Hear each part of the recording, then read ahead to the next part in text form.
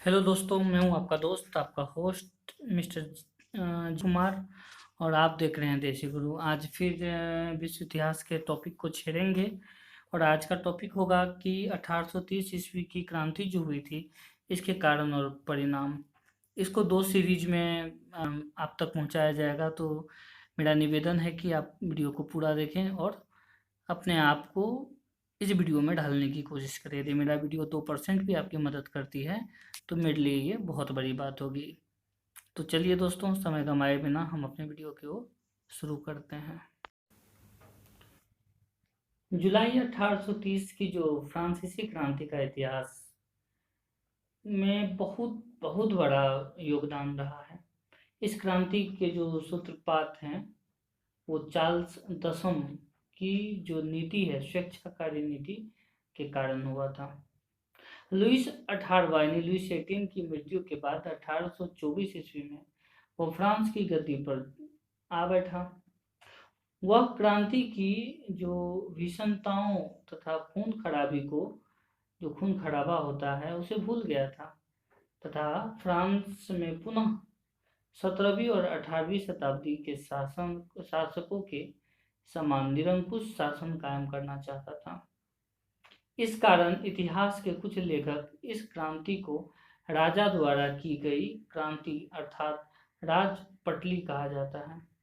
दोस्तों, आज फिर मैं बताता हूँ और एक दोबारा बताना चाहता हूँ कि ये जो विश्व इतिहास का जो चैप्टर मैंने सीरीज शुरू किया है, इसमें बहुत ज़्यादा अधिक जो कहते हैं ना उसको महत्व और मेरे लिए इम्पोर्टेंट रहा है, तो वो दीनानाथ वर्मा और शिव कुमार सिंह के द्वारा लिखित पुस्तक विश्व इतिहास का सर्वेक्षण। तो मैं यदि आपसे निवेदन करता हूँ, यदि अगल बगल स्टोर हो और आपको लगे कि इतिहास पढ़नी चाहिए तो प्लीज़ ये बुक ज़रूर पढ़ें, मदद मिलेगा। मैं प्रचार नहीं कर रहा हूँ पर आपको सजेशन दे रहा हूँ। अब ऐसा था कि सिंहासन जो रूढ़ था, वादी जो रूढ़ होते ही चार्ल्स ने राज सत्ता के विरोधियों का नाश करना प्रारंभ कर दिया। प्रेस तथा भाषण पर प्रतिबंध लगा दिए गए। भैया अब तुम भाषण नहीं दे सकते हो। कुलीनों तथा पादरियों को विशेष अधिकार प्रदान दे दिया। ठीक है, तुम्हारे पास अब एक्स्ट्रा पावर आ गया। चार्ल्स जो चर्च और राज्य को एक कर देना चाहता था। विश्वविद्यालय का उपकुलपति एक पादरी बनाया गया और कैथोलिक धर्म विरोधी अध्यायों को हटा दिया गया। चर्च की आलोचना करने वाले को 7 वर्ष तक की कड़ी से कड़ी दंड की प्रावधान कर दिया। जनता ने इस कानून का विरोध किया और इस घोर विरोध के कारण यह कानून वापस ले लिया गया। राष्ट्रीय प्रतिनिधि सभा की कार्य अवधि 5 वर्ष का जो होता था पहले, यानी हर 5 साल पे चेंज होता था, लेकिन इन्होंने बाय फोर्स उसे 7 वर्ष कर दिया।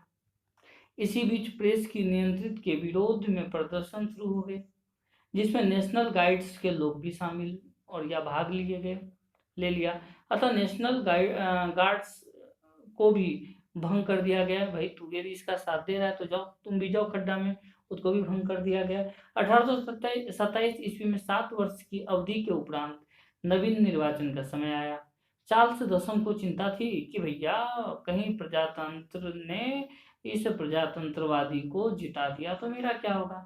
अतः उसने मतदाताओं को बलपूर्वक जो है अपने पक्ष में करना चाहा, किंतु निर्वाचन के परिणाम से ज्ञात हुआ कि चार्ल्स दसम के प्रयत्न असफल रहे, तथा जो प्रजापतिवादी जो हैं, जो प्रजाओं को देखने वाले दल थे, वो बहुमत में थे।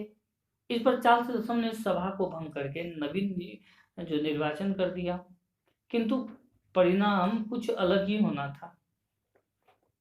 1830 ईस्वी में उसने पॉलीगेम्स नामक एक घोर प्रतिक्रियावादी को अपना प्रधानमंत्री नियुक्त किया। फ्रांसीसी क्रांति के समय वह प्रवासी सामंतों का जो है नेता था। उसने मित्र राष्ट्रों को फ्रांस पर आक्रमण करने के लिए प्रोत्साहित किया।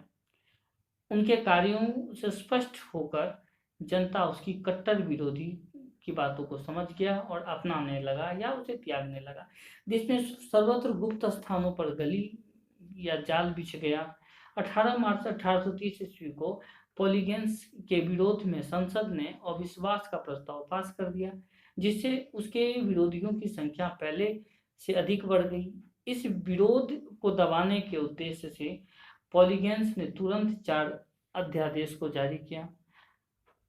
और पहला अध्यादेश उन चारों को मैं पढ़ के सुनाता हूँ। पहला है कि एक नए निर्वाचन कानून की घोषणा हुई, जिसके अनुसार सर्वप्रथम एक कानून, जो कोई भी कानून है उसके अनुसार जो है एक तंत्र उसी जो है प्रकार के जो जिस जिस पार्टी से बिलोंग करता है, जिस जिस जगह से है, उसी उसी से जो है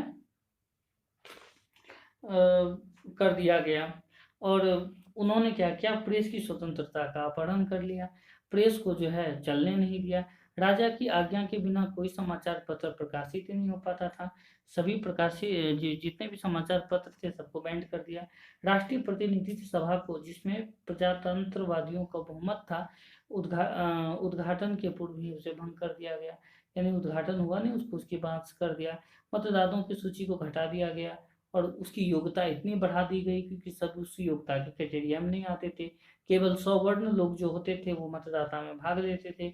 नए कानून के अनुसार सितंबर में निर्वाचन कराने की घोषणा की गई थी। सभा की कार्यावधि 7 वर्ष से घटाकर वापस 5 वर्ष कर दी गई थी। ऐसा है दोस्तों कि सर्वप्रथम फ्रांस के पत्रकारों की ओर से थियर्स ने इस अध्यादेशों के विरुद्ध एक घोषणा पत्र प्रस्तुत किया और फ्रांसीसियों ने इस अत्याचार का विरोध करने की अपील की। उदारवादी, गणतंत्रवादी, बोनापार्टिस्ट, विद्यार्थी, मजदूर, सभी वर्ग के लोगों ने अपने पारस्परिक मतभेद भुलाकर एक स्वर में राजा की निरंकुशता को पूरी शक्ति से विरोध करने का प्रयास किया या तैयार हो गया।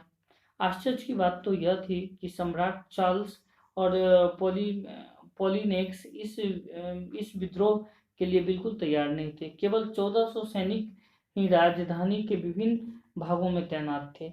इस असावधानी के कारण विदेशियों को संगठित होने और मोर्चाबंदी करने का अवसर मिल गया था दोस्तों।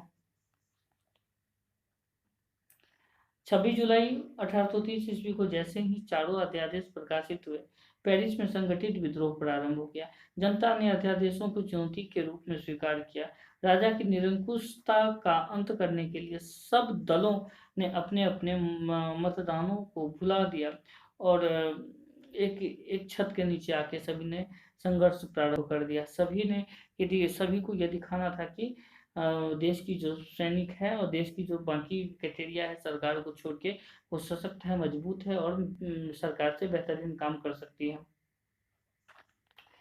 ऐसा है कि राजा की सेना का जो सामना करने के लिए पेरिस की गलियों में किलाबंदी कर दी गई थी।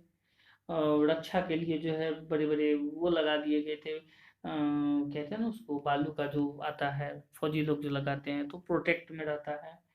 और इस तरह से हुआ था। 27 जुलाई से 29 जुलाई तक राजा और फ्रांसीसी जनता के मध्य भीषण संघर्ष हुआ। पेरिस की तंग गलियों और सड़कों पर सेना अपनी तोपों का प्रयोग नहीं कर सकते और नागरिकों को मोर्चाबंदी कर सकते हैं और तोड़ सकते हैं। बहुत सारे सैनिक मारे गए। राजा के अधिकांश सैनिक क्रांतिकारियों से सहानुभूतिपूर्ण रखते थे और क्रांतिकारियों से जा मिले जाके। सम्राट की भीषण पराजय हुई और क्रांतिकारियों ने पेरिस पर अधिकार कर लिया। ये 3 दिन फ्रांस के इतिहास में गौरवशाली दिन माना जाता है कि 30 जुलाई को जब चार्ल्स दसम जो है पोलोनिक्स को हटाने और अध्यादेश वापस लेने को तैयार हुआ, तब तक बहुत देर हो चुकी थी। 31 जुलाई और चार्ल्स ने अपने पौत्र विदो के यहूद पक्ष के सिंहासन पर प्रतिस्थापित कर दिया और फ्रांस छोड़कर चला गया। दोस्तों अब देखिए, इसी के बीच में जुलाई की क्रांति हुई थी। जुलाई की क्रांति क्या है? जुलाई की क्रांति ने चार्ल्स दसम के शासन का अंत कर दिया, किंतु उसके स्थान पर क्या व्यवस्था की गई जाए, इस विषय में क्रांति के नेताओं में मतभेद उत्पन्न हो गया और अलग-अलग जितने नेताओं थे, उतनी-उतनी सोच थी, उतने-उतने विचार थे, उतनी-उतनी परंपरा थी। तो दोस्तों वो सब के बारे में डीपली बात करेंगे अगले वीडियो में, तो आप इंतज़ार करें और वीडियो का। और यदि आपको लगता है कि नहीं आप इंतज़ार नहीं कर सकते हैं, तो चलिए ज़रूर कमेंट करें, मैं तुरंत ही दूसरा वीडियो बना दूँगा।